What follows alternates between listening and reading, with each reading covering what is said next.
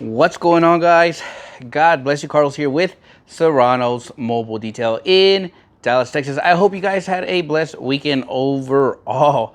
Literally, my birthday is just like 3 days away. But anyways, happy Halloween if you're watching this video. I hope your kids get a lot of candy and have so much energy, right? But no, I'm actually here working on this canopy that I recently received by a company. And today I'm really just kind of playing around with it, seeing what I think about it. So I don't know if I'm going to be doing a product review on this. So don't expect a review on this product. If I like it, I'll do a review on it. If I don't, then you guys know. But anyways, it's really nice though. It's a nice canopy. It's a really nice canopy, I will say that. But anyways, today's video really, guys, I want it to be on when should you start your detailing business, right? I get this asked quite often, and I think I've never done a video kind of giving you my honest input on that as to when you should start your detailing business. So that's what today's video is about. So stick around and let's get right to it.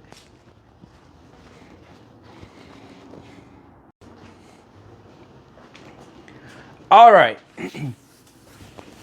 So when should you start your business? To be honest, that's a question that I feel like only you can answer that, right? How much do you need to start your business? To be honest, it could be very minimal. You can start with maybe whatever you have in your home, right? Maybe you already have a web vac. You already have some products. So the cost could be minimal. I honestly feel like you can start your business maybe with like $500 maybe. I really believe that now, after doing this for so long and kind of seeing the equipment and all of that, I've learned that you don't need the biggest equipment to get the job done. Really, the only things I would say you really would need is a steamer and a wet vacuum to start, right? Or if you have because already if you even if you were to go with the Aqua Pro extractor, that's already like $500 there, right? So theoretically, I could say I could start a business today with $500, and literally you can make your money back very quickly. But if you really want to have like a good amount, I would say probably like $1,000. $1,000, you should be able to get all the equipment you need to start your detailing business, right?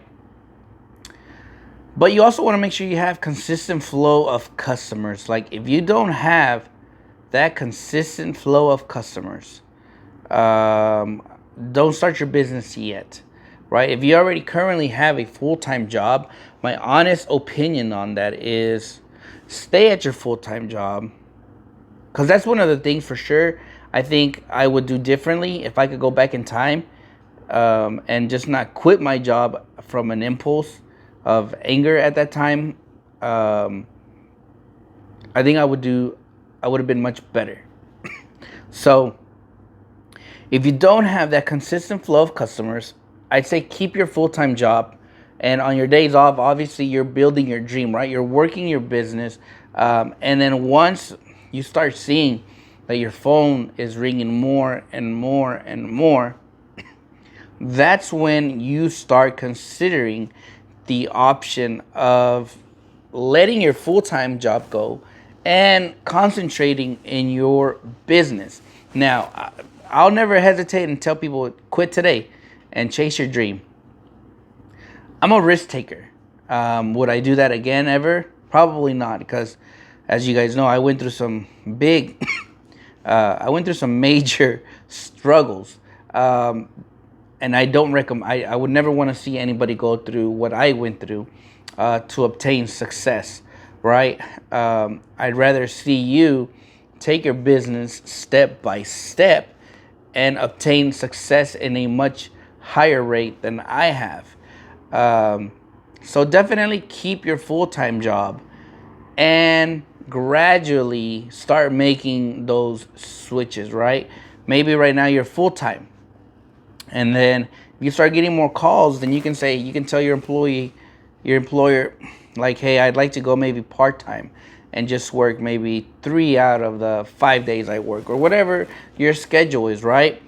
You're still like, now you were full time. Now your business is starting to grow. Now you're having to make adjustments with your employer to where you say, you know what, I like to go part time. And now you're building your business nicely, right? And then once you feel like your business really is where you can say you're good, you're having the constant flow, you're starting to get booked out weeks or months, then that's when you have to get ready to make the transition fully, right? A full time car detail, right? Or a professional detailer. Um, Definitely take your time in growing your business. Don't just try to rush into this business thinking that you're gonna do well. I always want to be more of the, you're gonna have struggles, and you better make sure you have some sort of finances saved, right? As to, for me, when I started my business, I didn't have no money saved. I quit my job, and then I took the risk, and I lost some, but obviously many years now, I'm doing okay, right? So next tip I would say is make sure you have at least three, maybe 3 months saved, right? Of your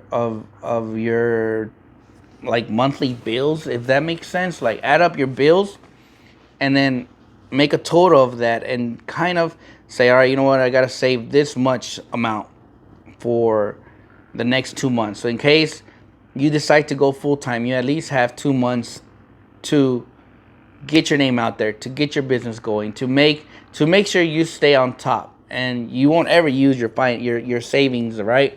You might use maybe 1 month to kind of help you get through that little push at the beginning.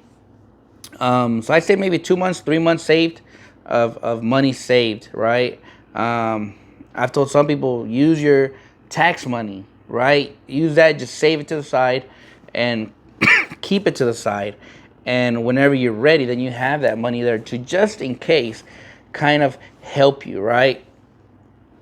But really, there is no better time to start your business when you feel you're ready, right? Don't just jump into this business because you want to get into ceramic coating, because that's what you see on YouTube, or because you want to have the latest and greatest equipment out there.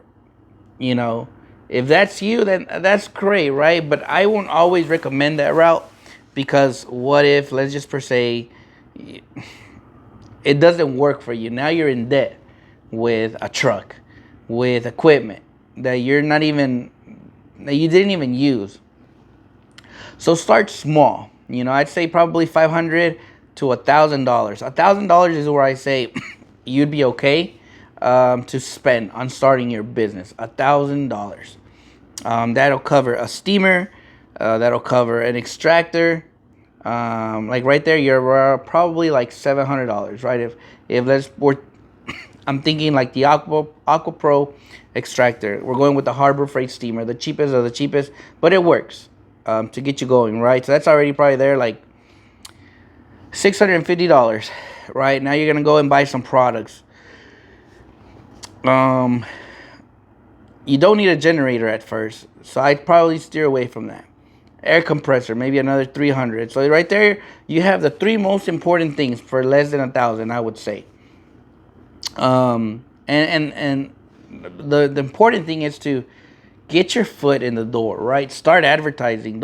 For me, I have yet to spend money on marketing. I don't believe in these people coming to tell me they're going to market my business, they're going to give me more business, because at the end of the day, I'm always trying to keep costs down. I want to market myself. I want people to know who I am. I don't advertise, but like I said, if you follow my media, I'm always on my personal page under Carlos Serrano on Facebook. I'm always posting my work there. Of course, some other goofy stuff I do. But I'm always on Facebook posting my work. I don't advertise. I just put my work, if that makes sense.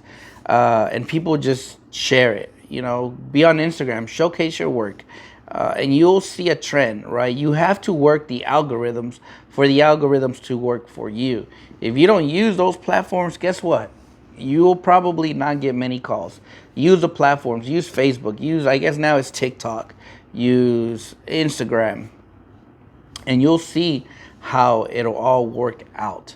But really, this video was more of just kind of giving you my honest feedback as to when you should start your business. You know, don't start big. Start small.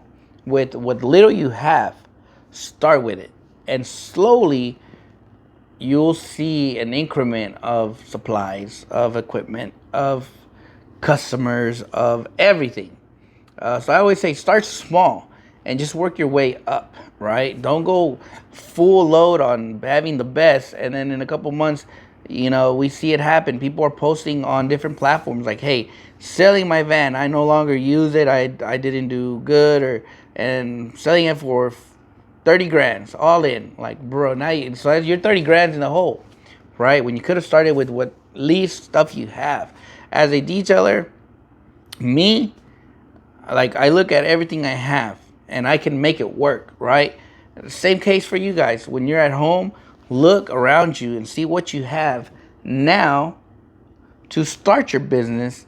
And probably literally you might have everything to start your business with little to minimal dollars, right?